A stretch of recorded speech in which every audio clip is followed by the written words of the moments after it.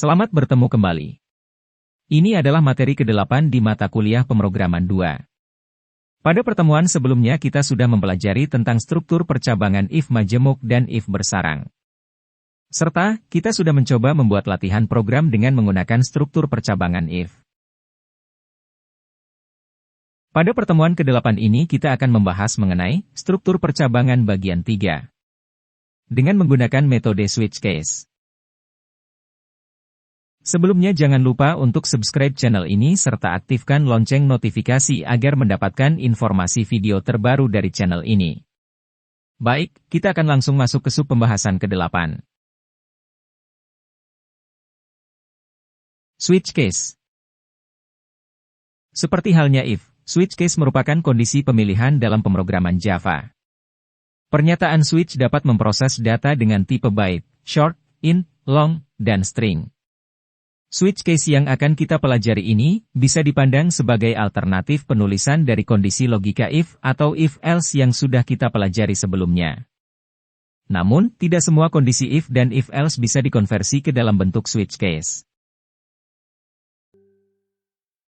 Kondisi switch case adalah percabangan di dalam program, di mana kita membandingkan isi sebuah variabel dengan beberapa nilai. Jika proses perbandingan tersebut menghasilkan nilai true, maka blok kode program akan diproses. Kondisi switch case terdiri dari dua bagian, yakni perintah switch, di mana terdapat nama variabel yang akan diperiksa, atau dikenal juga sebagai switch expression. Serta, satu atau lebih perintah case selector, untuk setiap nilai yang akan diperiksa.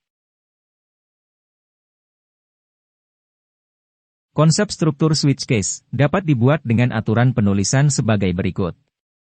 Di awal kode program, terdapat perintah switch untuk menginputkan variabel switch selector yang nantinya akan diperiksa. Kemudian, terdapat beberapa perintah case selector yang diikuti dengan sebuah nilai. Selanjutnya, program akan menuju ke case selector dan akan menyamakan nilai yang dimiliki oleh switch expression.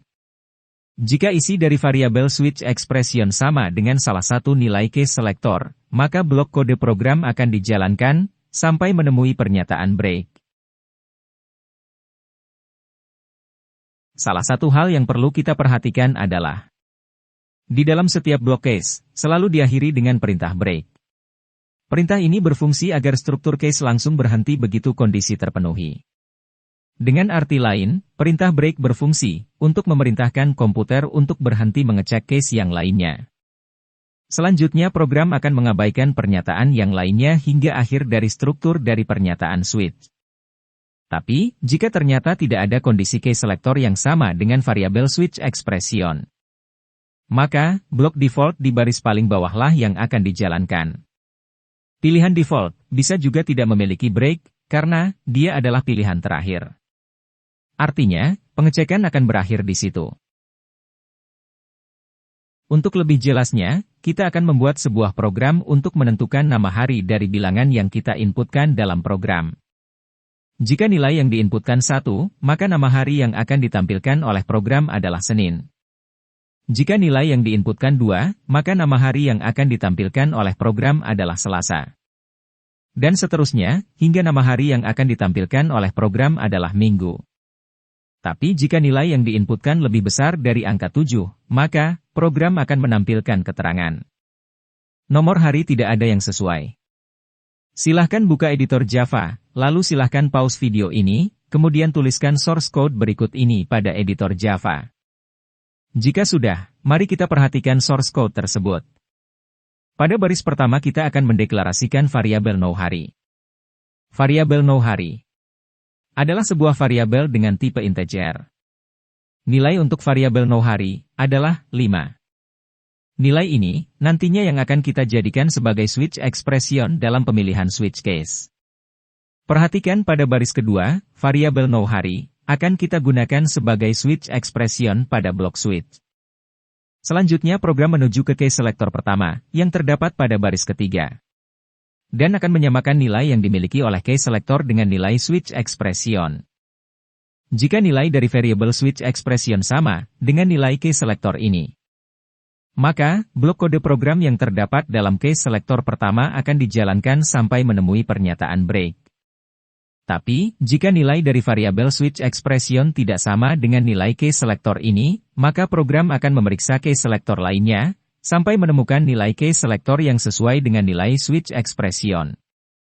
Jika tidak ditemui case yang cocok, maka program akan mengeksekusi blok default. Pada contoh kali ini, nilai case yang cocok dengan switch expression terdapat pada case selector kelima. Silahkan compile source code yang sudah dibuat, kemudian coba jalankan programnya. Kita akan bisa melihat output dari program yang telah kita buat. Sampai di sini, materi pertemuan ke-8 kita pada mata kuliah pemrograman 2. Kita sudah mempelajari mengenai struktur percabangan switch case di Java. Untuk materi perkuliahan selanjutnya dapat disimak melalui video berikutnya. Terima kasih.